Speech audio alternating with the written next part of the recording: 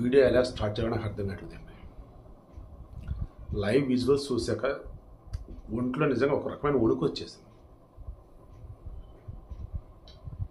నాకు తెలిసిన సొంత మనుషులు చనిపోయినప్పుడు, యాక్సిడెంట్లో ఆత్మహత్యలు జరిగినప్పుడు పోస్ట్ మార్టం పర్పస్ గాంధీ ఆసుపత్రికి వెళ్ళి ఎదురుగా ఉన్నప్పుడు ఆ బాడీ నలుకోటి ఇదంతా చూసేవాడిని. జర్నలిస్ట్గా ఉన్నాను, చాలా వార్తలు కూడా వింటూ ఉంటాను, చెప్తూ ఉంటాను కదా, తెలియాలి కదా. అప్పటికే గరుడ పురాణం, భగవద్గీత ఇవన్నీ విని ఉండటం వల్ల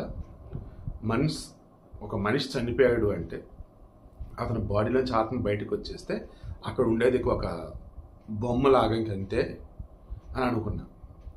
అలాగే ఫీల్ అవుతుంది ఇప్పటికి. కానీ ఇప్పుడు ఫీల్ అవ్వలేకపోయాను నేనైతే. మీరు ఆల్రెడీ టీవీలో లైవ్ విజువల్స్ చూస్తూ ఉంటారు కదా కొంతమంది. అమ్మో ఏంటండి అసలు అవి, ఎవరి బాడీ పట్లంటే కూడా తెలియట్లేదు, మొత్తం ముక్కలు అయిపోయాయి అసలు. మహారాష్ట్రలో జల్గావ్ జిల్లాలో పరండా అనే ప్రాంతం, అక్కడ స్టాప్ లేదంట. పుష్పక్ ఎక్స్ప్రెస్ అక్కడ దిగి వెళ్దామని చెప్పేసి కొంతమంది చైన్ లాగారన్నది ఒక వర్షం. 2, అక్కడ కొన్ని భోగిల్లో పొగలు వచ్చేటప్పటికి భయపడి చైన్ లాగారని ఇంకొక వర్షం. 3, ఆల్రెడీ మంటలు వచ్చే అందుకే చైన్ లాగారని ఒక వర్షం. ఇంకొక వర్షం, ఆడ దిగి వెళ్దామని కొంతమంది అనుకొని చైన్ లాగారు, అప్పుడు పొగలు వచ్చాయి, చైన్ లాగటం ద్వారా పొగలు వచ్చాయి ట్రైన్ ఆగేటప్పటికి సడన్గా. దెన్ అది చూసి భయపడిపోయి గబగబా దిగేశారు. సో ఈ 4-5 నిజం ఏంటనేది తర్వాత తెలిసింది. మొత్తానికి ఏంటి, ఇక్కడ ట్రైన్ అకస్మాత్తుగా ఆగింది, దాంతో కొంతమంది భయపడి దిగారు, కొంతమంది నిజంగానే ఆడ ఊరుండి ఆడకు వెళ్ళడం కోసం దిగారో నాకు తెలియదు. బట్ పక్క ట్రాక్ మీదకి వచ్చేసారు, ఎలా గుంపులు దిగేశారు.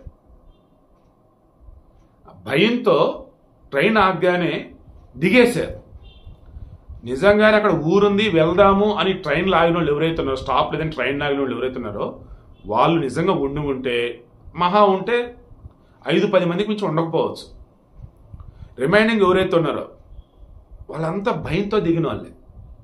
అసలు లేదు మొత్తం కూడా పొగలు వచ్చి భయంతో దిగారని అనుకుందాం.